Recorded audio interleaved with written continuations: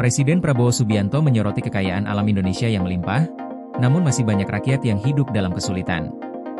Dalam kegiatan panen raya dan pengumuman swasembada pangan di Karawang, Jawa Barat, Rabu, Prabowo mengungkapkan keheranannya bagaimana negara yang makmur dan berjuang ratusan tahun untuk merdeka masih menghadapi ketergantungan pada impor pangan.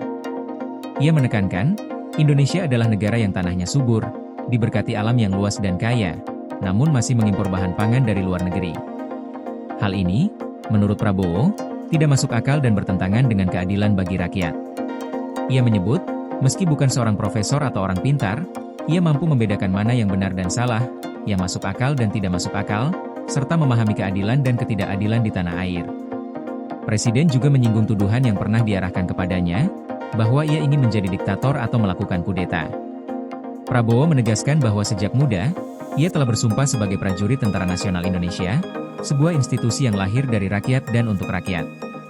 Ia menekankan bahwa sumpah itu merupakan janji untuk mengabdi kepada bangsa, menjaga kedaulatan, dan memastikan kemakmuran rakyat.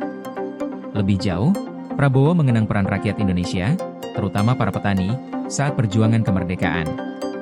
Ia menekankan bahwa para pejuang tidak memiliki anggaran, kementerian, pajak, atau bea cukai saat merebut kemerdekaan.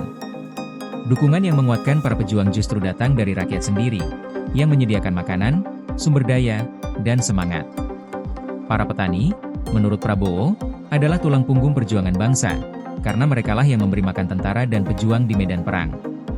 Tanpa jasa para petani, kata Prabowo, kemerdekaan Indonesia tidak akan tercapai.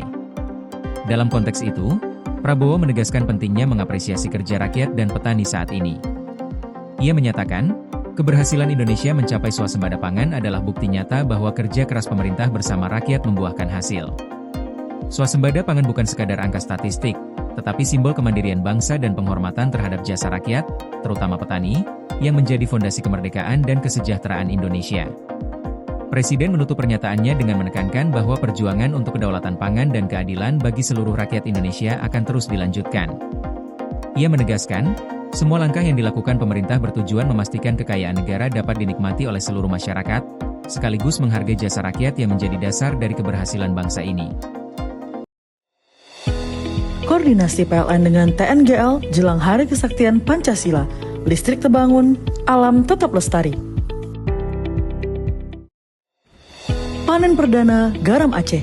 PLN hadirkan energi untuk UMKM di momen menyambut Hari Kesaktian Pancasila.